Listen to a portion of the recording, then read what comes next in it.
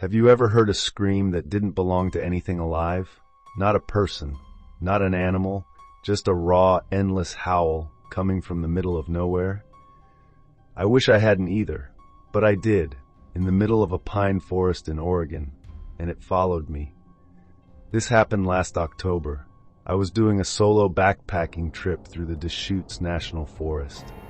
I needed time alone, time away from everything. The forest was supposed to be peaceful, cleansing. The first day was uneventful, just the sound of crunching leaves, wind through branches, and the occasional bird call. But on the second day, deep into the hike, I heard something that changed everything. At first it sounded distant, a sharp human-like scream, high-pitched, panicked. I froze. My first thought, someone's hurt, maybe fell, maybe attacked by a bear. I checked my GPS. No one else was nearby, no other hikers for miles. But that scream, it didn't move. It came again, from the exact same place. I followed the sound. I don't know why. I should have turned back, but curiosity took over. That's when I found it. A clearing. No, not a clearing. A circle, perfectly round. The trees at the edge were bent inward, unnaturally twisted like something had sucked the life right out of them. And then, silence, like the forest itself was holding its breath. I searched that area, called out. Nothing, not even an echo. I checked for footprints. No sign of anyone. It was like the scream had just manifested there. I should have reported it. I should have left. But I kept hiking. I told myself it was probably a bird or my imagination. I made camp 10 miles away, far from that circle. That night, just as I was drifting off to sleep, I heard it again. The same scream, only this time it was louder, closer, and coming from the direction I had just come from. There was no mistaking it. It was the exact same sound, same pitch, same length, like it was replaying on a loop. I didn't sleep. I packed my things in the dark and left, flashlight in one hand, knife in the other. I didn't know where I was going, just away. But as I moved through the trees, I realized something horrifying. The screaming was following me. At some point, I looked back. I shouldn't have. Between the trees, something was standing there. It wasn't a person. It had the shape of one, but it was tall, too tall, and its arms hung too low, like broken branches. It didn't move. It didn't make a sound, but I felt its eyes on me. I ran for hours. I didn't stop until the sky started to lighten. But when I checked my GPS the next morning, I had barely moved. No matter how far I went, it was like I was stuck in the same stretch of forest, like the trees were moving, not me. I don't remember how I got out. At some point, the screaming stopped. The forest opened up, and suddenly I was back on the road where I started, just like that. I thought I was safe, but that night, back home, I heard it again, from the woods behind my house. I never went back. I don't hike anymore. I barely sleep. I tried to find that circle on satellite maps. It's not there. But sometimes when the wind is just right and the night is just quiet enough, I still hear it. A scream from the same exact place, like it's waiting for me to come back.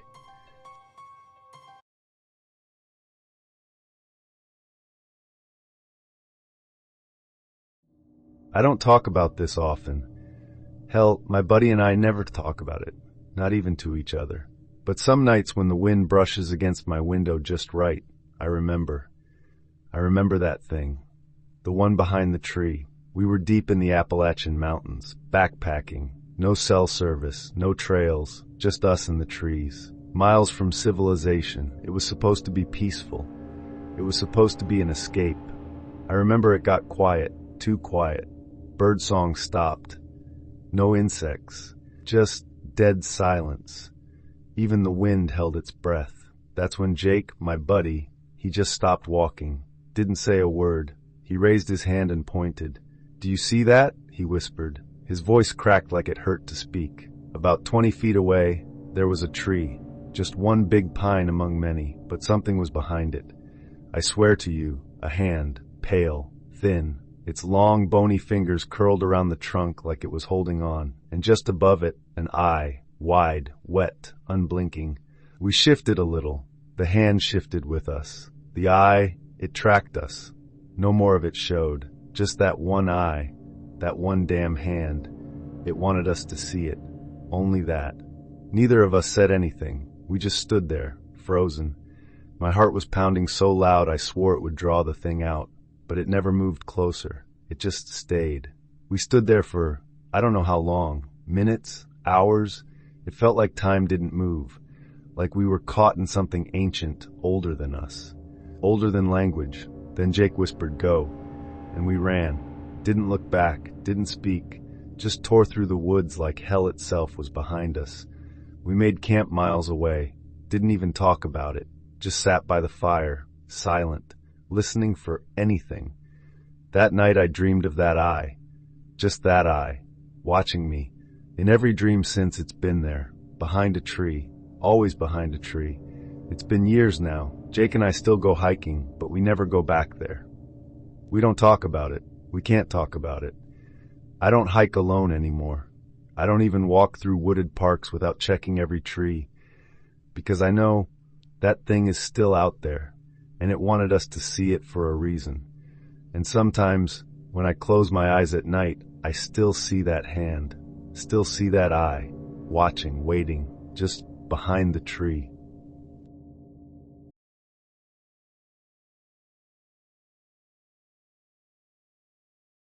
Do you know what your own voice sounds like when it's coming from something that isn't you? I do, and I wish to God I didn't. It happened 3 years ago in the deep woods of British Columbia. I was a park ranger.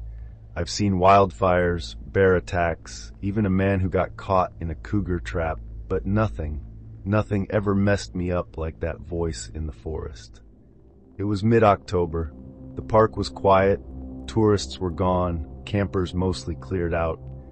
Just the silence of the trees and the cold bite of the mountain air. I was alone in the ranger station, reading reports, sipping instant coffee. That's when I heard it. A boy's voice, distant but clear, cutting through the static of the radio. "Help me. Lost kids aren't unusual. Happens more than you'd think." I grabbed my flashlight, radio, and headed into the trees. The voice came again, this time clearer.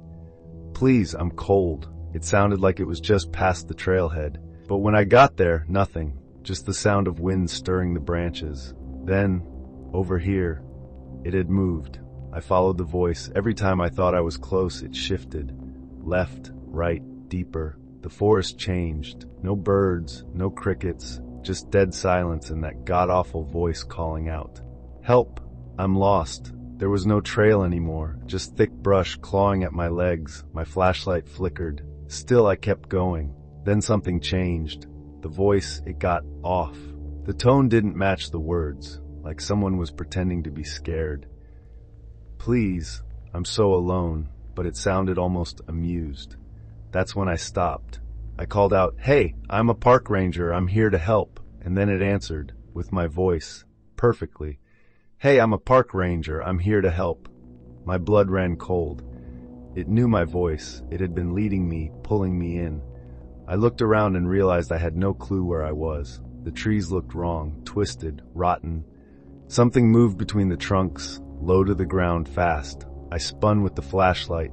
Nothing. But I knew it was there. I ran. I didn't care where. I just ran. Branches tore at my face. Roots tried to trip me.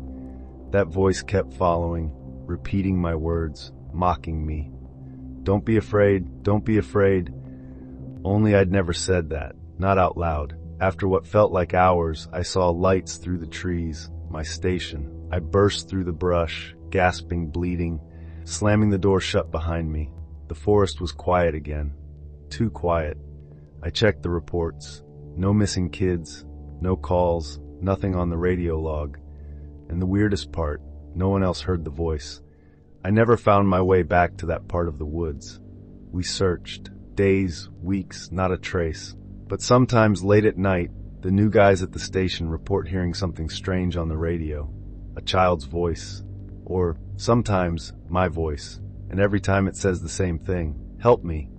So if you ever hear a child crying out in the woods, don't answer, because it might not be a kid, and whatever it is, it wants you to follow, and it's really good at pretending.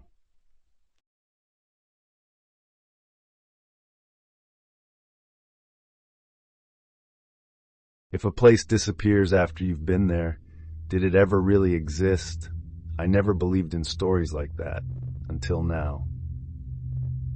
It started as a weekend getaway. Me, my brother Connor, and his friend Lisa. We were out to hike the North Georgia mountains, hoping for isolation, campfire stories, and some peace. We were almost 5 hours in, no service, and the trails were barely visible anymore. That's when we found the clearing. There was no sign of people, no recent tracks, but the gear wasn't rotted enough to be ancient. It looked like someone bailed, fast. We figured a storm spooked them. Still, something about that place felt wrong. The silence was too deep, like the forest was holding its breath. We decided to stay. Free firewood, a flat spot, already semi-cleared. So we pitched our tents beside the old site and settled in. Connor joked about the ghost campers. Lisa didn't laugh. That night, the woods felt off. No crickets, no wind. Just stillness. Around 1 a.m. I woke up to footsteps. Not animals, not raccoons or deer. Bootsteps, heavy, slow, circling the tents. They walked around us, again and again, for hours. I held my breath, frozen, counting each step. Then it stopped, just like that. And I swear I saw a shadow lean toward my tent wall and pause before fading away. When we stepped out the next morning, the clearing was gone. Everything. No fire pit, no broken lantern, no old gear, just trees. Like we'd set up camp in the middle of untouched forest. I thought maybe we'd camped somewhere else, but our GPS marked the same spot. I even showed the others where the fire pit had been, but there was nothing, not even disturbed dirt. We packed up fast. The trail back seemed longer, twisted, wrong. Lisa swore we passed the same tree twice, and then we heard someone running behind us. But when we turned, nothing. We didn't stop until we saw the ranger station sign. I don't even remember seeing it on the way in. We told the ranger what happened. He just stared at us. Then he said, "You saw the clearing?" He said that place shows up once every few years. Campers go missing. They always say the same thing. There was a campsite that wasn't on any map. But when others go to look, there's nothing there. Sometimes I wonder what would have happened if we hadn't left. If we'd stepped outside during the footsteps. If we'd answered whatever was circling us. Places like that, they don't just disappear. They wait. And sometimes they let you leave. But not because you're lucky, because they want you to tell the story.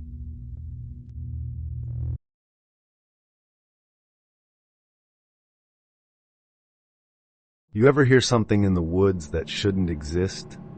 Something that sounds familiar, but wrong. I did, and if my brother hadn't fired his rifle when he did, I might never have made it back out. It was just before dawn when my brother Sam and I headed into the woods. We've hunted these forests since we were kids. Nothing ever felt out of place until that day. The air was still, colder than usual. Even the birds weren't making a sound. About an hour in, Sam spotted some fresh tracks, deer, maybe elk. He wanted to circle around and try to cut it off. He told me to wait near an old cedar tree while he scouted ahead. I watched him disappear through the trees, his steps silent on the pine needles. 10 minutes passed. Then I heard it. "Ben!" It was Sam's voice, sharp and urgent, echoing between the trees. "Ben, I'm hurt." I grabbed my rifle and ran toward the sound. His voice kept calling me, each time a little farther away. I kept chasing his voice. It was like he was always just out of sight. "Ben, help me." But something started to feel off. There were no broken branches, no blood, no footprints, just that voice, perfectly mimicking Sam but always too far away. The voice cracked, only slightly, but I caught it. Sam's voice doesn't crack like that. And then I realized the voice hadn't gotten closer. It had just been leading me deeper, too deep. "Ben, I need you." This time, the voice was too perfect, too clean, like someone had recorded Sam and was just playing it back. I raised my rifle. I didn't know where I was anymore. Then, boom, a rifle shot. Behind me, close. I spun around, and there he was. Sam, gun still smoking. He looked pale. "I've been looking for you," he said. "That thing was calling you." We didn't speak. We just stood there, rifles up, backs together. Somewhere in the trees we both felt it, watching us. We never saw it, but we heard something move, something big, and then the voice again. "Ben," right next to us, but nothing was there. We didn't wait. We walked, fast, never ran, never turned our backs on the trees. That thing didn't follow. But we could hear it pacing us, and every few minutes it would call out, just once, always in my brother's voice.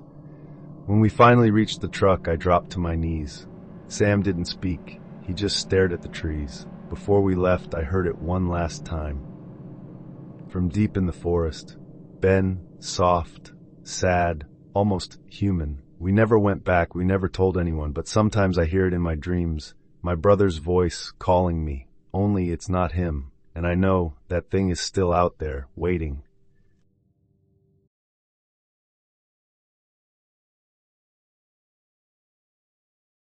Have you ever felt like the forest was watching you? I don't mean figuratively. I mean something out there, standing still, just at the edge of the trees, watching, every single day. I was part of a wildlife research team in Alaska. We were documenting migration patterns, installing trail cams, logging data, nothing unusual. Until the morning we found one of our cameras turned around, not broken, not knocked over, just rotated, facing the tree line. And that was only the beginning. We were camped out near the Brooks Range, 5 of us in total. Biologists, researchers, all trained, all logical. Our goal was to monitor wildlife corridors, mostly caribou and wolves, using motion-triggered trail cams placed along specific paths. The tree line surrounded us, but it wasn't threatening then, just part of the job. Every morning we'd collect footage, reset the batteries, log animal activity. It was all routine, until it wasn't. The first time we noticed something wrong, we figured it was an animal. A bear, maybe. One of our cams had been rotated 180 degrees. Weird, but not alarming. We brushed it off. That night, we checked the footage. It didn't show any animal. No movement, just static trees until the last clip. There in the final frame, standing at the edge of the trees, was a figure.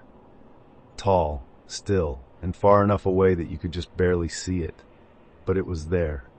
We moved the camera, a full mile in the opposite direction. New trail, new trees. Next morning, the camera was turned around again. Same thing in the footage, same figure, same distance. Still as death, watching, always watching. We started arguing. Was it a hoax? One of us messing around, or something worse? I couldn't sleep that night. I just kept thinking, how could it always be the same distance from the camera? No matter where we put it, that's not possible. Not unless it knew. Not unless it was moving only when we weren't looking. I decided to catch it. I stayed up, hidden near the latest camera. Midnight. Bitter cold. Silence. Then, not of footsteps, but trees. They swayed ever so slightly without wind. And there it was, exactly where it always stood in the footage, tall, still, facing the camera, facing me. I blinked. It was closer, not walking, not stepping, just closer. I didn't hear anything, not a sound. I backed away, my breath catching in my throat. I didn't take my eyes off it, not once, but it never moved. It was closer, but I never saw it happen. We reviewed the footage from that night. Nothing. The figure didn't appear. No movement. Not even me. The camera recorded nothing. Just static trees. As if the forest had swallowed everything. Or as if something had erased it. That's when the forest started changing. Trees we marked were suddenly gone. Paths twisted. Landmarks disappeared. It was like the forest didn't want us there anymore. Or like it was playing with us. We called it off. 2 weeks early. We packed in silence. No one said what we were all thinking, that something in those woods had been waiting, and now that it had been seen, it wouldn't forget us. I haven't gone back. None of us have. I still have nightmares of that tall figure standing motionless at the edge of the trees, always the same distance away, always just out of reach. So if you ever go hiking in the Alaskan backcountry and you feel like something's watching, don't look too long, and never ever point a camera toward the tree line. It's still there, waiting.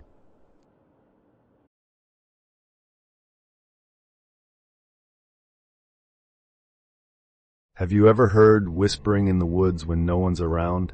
Not carried by the wind, not your imagination, but something close, something just outside your tent? Because I have, and I wish I hadn't crawled into that tree. I wish we'd never found it. It was supposed to be a guys' weekend. Just me, my brother Nate, and our 2 friends, Jordan and Kyle. We'd hike deep into Olympic National Forest, chasing that feeling of untouched wilderness. Miles away from the nearest road, no cell service, just silence and trees that stretched forever. On the second day, we wandered off trail and stumbled across it. An old hollow tree, big enough to stand in if you crouched. The bark was twisted, blackened in some places like it had been burned. Nate joked it looked like something out of a fairy tale, the kind with witches and curses. We thought it'd be cool to see inside. Kyle ducked in first, his flashlight flickering. Then me. Inside it smelled wrong, rotting, earthy, like something dead had been living there. We found scraps of clothing half buried in damp soil, bone fragments, chewed, and carved into the inside of the trunk, just above our heads, were the words, "He comes when the moon is black." We thought it was a prank, but when we checked Nate's phone, he looked up at us with this weird expression. "Tonight's a new moon," he said. No one said anything after that. We just quietly walked back to camp, trying to laugh it off, but nobody really did. Around midnight, I woke up. At first, I thought it was a dream, this tapping sound, slow, hollow, like someone gently knocking on wood. Then again, closer. It was coming from the trees. I held my breath. That's when I heard it, right next to my ear through the thin tent wall, this voice. Whispered, "You found me." I didn't move. I didn't scream. I heard Jordan's breathing speed up in the other tent. Kyle whispered, "Did you hear it too?" We all had, but none of us looked. None of us opened the tents. The moment the first light cracked through the trees, we packed up without saying a word. No coffee, no breakfast, just grabbed our gear and walked. We didn't speak until we reached the road hours later. No one ever said what they saw. If they saw anything. A few weeks later, I looked it up. That part of the forest has stories. Campers who vanished without a trace. Park rangers who refused to patrol there on moonless nights. They say something lives in the trees, something that was never alive to begin with. I don't go camping anymore. I see trees and think about that whisper, about the thing that waited in that tree. And sometimes late at night I hear tapping outside my window. Hollow, deliberate. I haven't looked, I won't. If you like these horror stories, please like and share this video and subscribe to the channel for more true horror stories.